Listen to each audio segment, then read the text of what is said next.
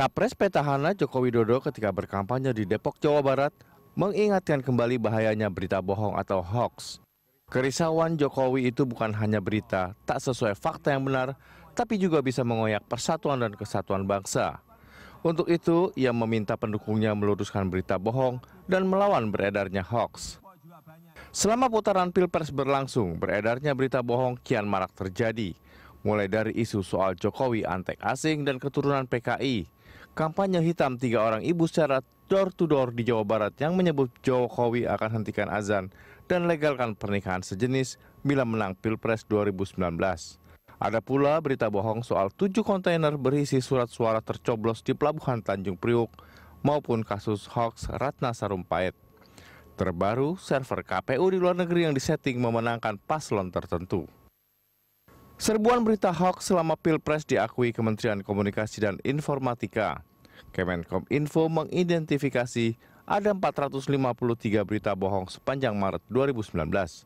Bila ditotal sejak Agustus 2018 hingga Maret 2019, tercatat ada 1.224 hoax. Dengan porsi terbesar, terbanyak berkaitan dengan politik, khususnya didominasi soal Pilpres. Selain ada pula soal kesehatan, pemerintahan, isu agama serta pendidikan. Langkah cepat pihak kepolisian untuk mengungkap berita bohong patut diapresiasi. Polisi bukan hanya berhasil menangkap para pelaku penyebar hoax, tapi beberapa di antaranya sudah masuk ke persidangan. Semakin dekat hari pencoblosan, semua pihak dituntut untuk bersama-sama menjaga suhu politik agar tetap kondusif. Bukan sebaliknya, justru memanfaatkan untuk kepentingan sesaat. Tim Liputan Berita 1. Jangan percaya hoax, itulah topik dialog kita di Jurnal Pagi hari ini. Secara khusus kita akan membahas mengenai hoax terkait Pilpres, karena banyak sekali hoax yang beredar di masyarakat, bukan hanya soal Pilpres. Nah, untuk membahasnya kita akan terhubung dengan Fritz Edward Siregar, anggota Bawaslu. Selamat pagi Bang Fritz. Selamat pagi Mas. Bang Fritz, ini kalau kita bicara soal hoax terkait Pilpres, ini kemarin itu sebetulnya ada laporan dari Kominfo bahwa semakin mendekati hari pencoblosan ini jumlah hoax itu semakin banyak. Menurut catatan Bawaslu bagaimana? Ya, terima kasih Mas. Kerjasama antara Kominfo dan Bawaslu terkait hoax kan memang sudah kita mulai sejak bulan Januari tahun lalu. Oke. Di mana Kominfo itu bisa melakukan razia lah ya, razia di media sosial. Kemudian nanti link-linknya itu akan dikirimkan kepada Bawaslu. Nanti Bawaslu akan kira-kira mengatakan bahwa ini melanggar, bahwa ini hoax atau ini mengandung ujaran kebencian. Nah, baru nanti itulah kolaborasi kedua lembaga.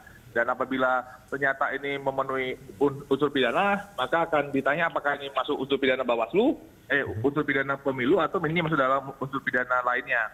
Dan kalau kita melihat memang trennya semakin lama semakin kemarin itu jumlahnya semakin hari semakin banyak gitu loh. Itu kami ukur dari seberapa banyak yang harus kami lakukan klarifikasi ataupun harus kami lakukan kajian terhadap setiap link. Nah, karena kan kita harus harus berhati-hati bahwa harus bisa kita bedakan antara kebebasan untuk berbicara dan juga mana yang hoax ataupun ujaran kebencian tersebut. Nah, begitu. Oke. Nah, ini kalau kita bicara soal hoax ini yang khusus terkait Pilpres ini, Bang Fritz. Ini yang yang tercatat oleh Bawaslu itu kebanyakan seperti apa contoh hoaxnya? Sebenarnya kan kita lihatlah misalnya yang seperti yang tadi masalah tentang server misalnya. Kemudian kemarin juga bisa misalnya mengenai soal kasus 98, kalau ada satu terpilih dia juga ada kasus 98. Ya kan, atau misalnya Anda misalnya tidak boleh datang ke TPS kalau pakai baju yang lain misalnya. Itu kan ada bagian daripada membuat misleading information kepada orang sehingga orang tidak tahu ataupun tidak bisa memilih misalnya.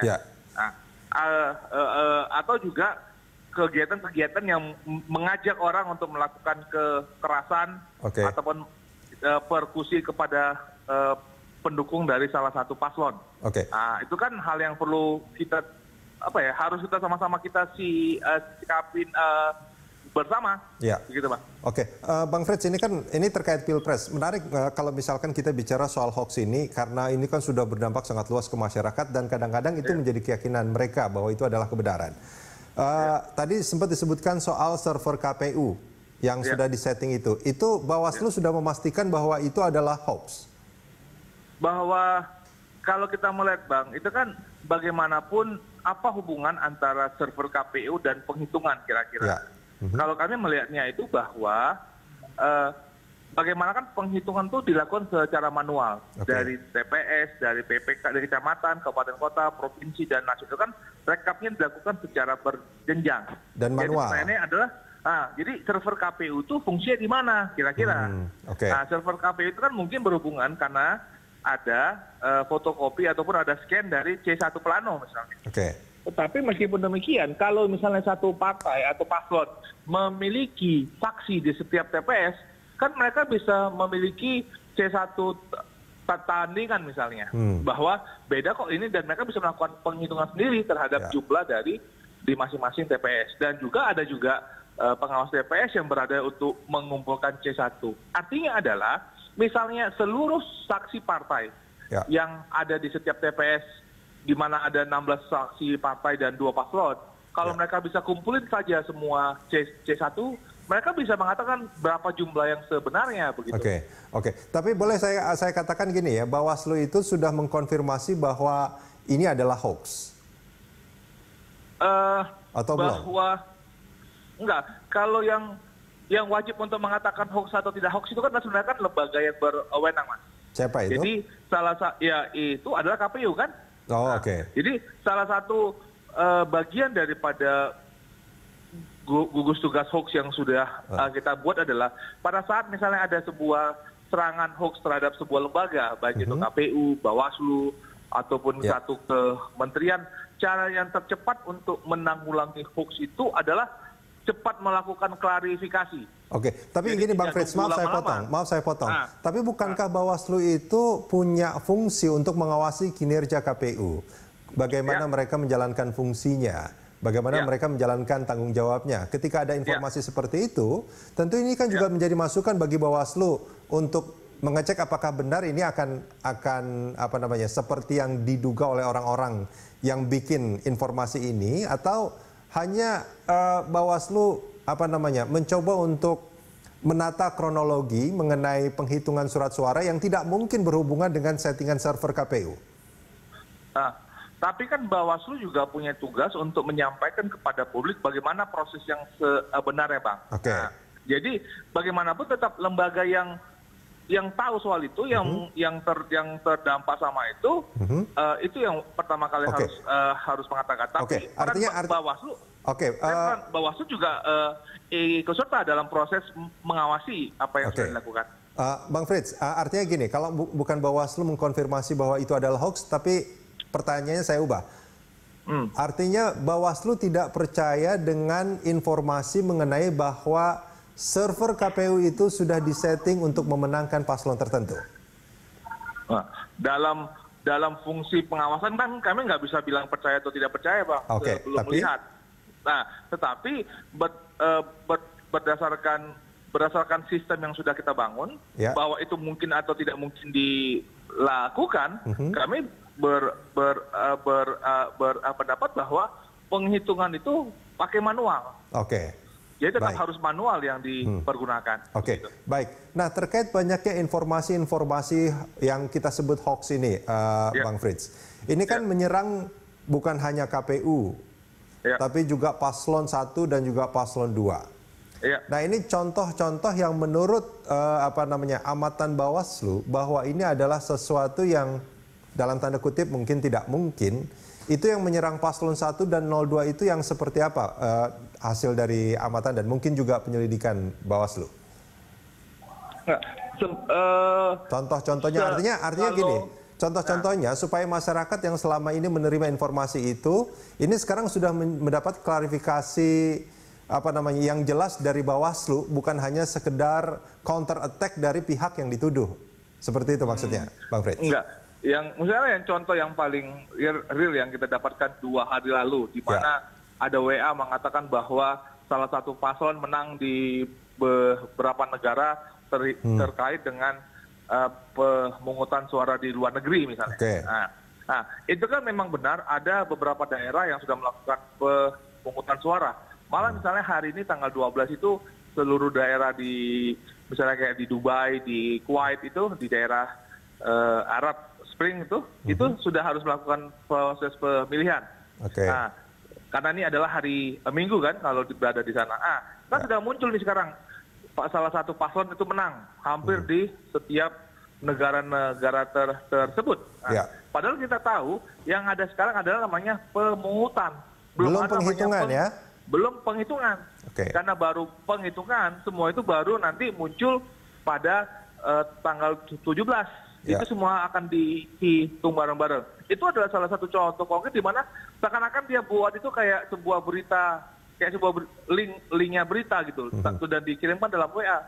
Tapi kalau kita linknya itu kita buka, itu sama sekali berbeda antara isi dan isi WA dengan linknya berita. Nah itu yang perlu menjadi concern para pemirsa untuk kalau mendapatkan sesuatu, sebuah berita, langsung diklik, dia punya beritanya. Karena berbeda antara isi WA sama berita. Yang kedua adalah lihat dulu apakah link itu tersebut ada link yang benar atau sengaja yang dibuat untuk mengelabui para pembaca. Tapi kemudian ini ada yang menarik Bang Frits soal bahwa paslon tertentu sudah menang di tingkat PPLN gitu, di dapil luar negeri misalkan. Tapi misalkan ada kasus seperti yang kemarin di Malaysia. Nah ini Bawaslu melihatnya gimana? Kan itu kan seolah-olah bagi pendukung salah satu paslon yang merasa dirugikan bahwa peristiwa yang di Malaysia itu mengonfirmasi apa yang terjadi mungkin juga di di negara lain.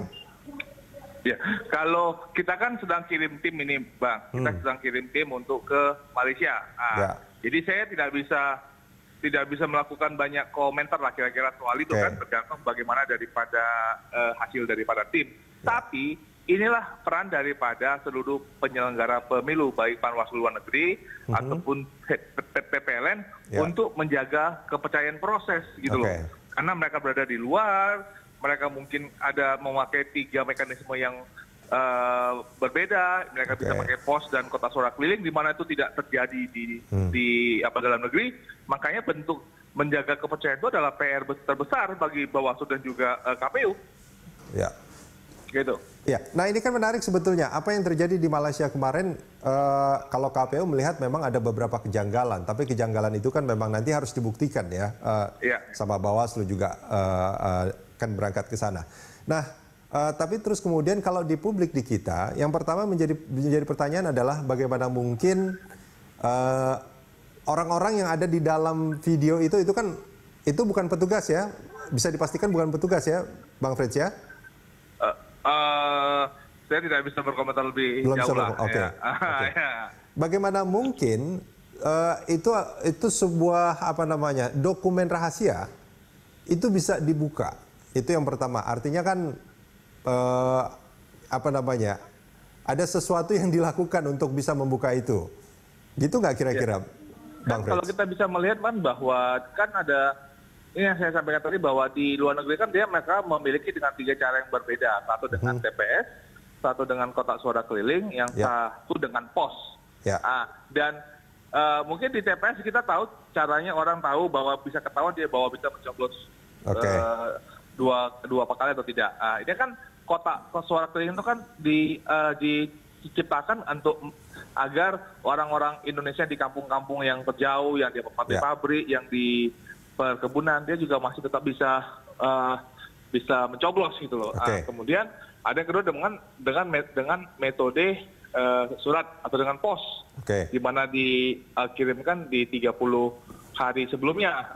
Itu kan sebenarnya kan adalah potensi kerawanan yang bisa saja orang yang tidak berhak itu mencoblos. Nah di situlah peran daripada penyelenggara pemilu pada saat melakukan fungsi pencoklitan yang kita lakukan tahun lalu untuk memastikan bahwa orang yang ada penerima pos itu adalah orang yang seharusnya menerima. Oke. Ini saya garis bawahi sedikit dulu Bang Frits. Apakah surat suara itu bersifat konfidensial? Surat suara itu yang di amplop itu hanya boleh dibuka bagi yang memang punya hak orang suara. yang berhak. Iya. Oke. Jadi itu hanya kalau misalkan dia dikirimkan lewat pos, hanya pemilik suara kemudian dimasukkan dan sampai proses penghitungan meskinya tidak boleh ada yang membuka itu. Seharusnya tidak boleh karena surat suara itu akan dikirimkan. Ini kan dia punya langsung dapat dikirimkan balik kan? Baik. Dapat dikirimkan balik harusnya. Betul. Harus orangnya yang seharusnya yang ditujukan lah yang dapat membuka amplop tersebut. Iya, artinya surat suara itu hanya bisa dilihat oleh yang mencoblos dan pada saat proses penghitungan ya. Di tengah-tengah itu artinya kalau sampai surat suara itu terbongkar ke publik, maka ya bisa jadi ini bisa jadi itu memang benar ada yang melakukan pencoblosan atau apapun, tapi memang ada yang membuka itu secara tidak sah. Ya, berarti kalau seandainya memang itu benar surat suaranya, bahwa itu dibongkar, berarti kan ada satu prosedur yang dilanggar. Dilanggar ya, oke. Bang Frits, kita jeda sebentar, kita akan lanjutkan di segmen berikut.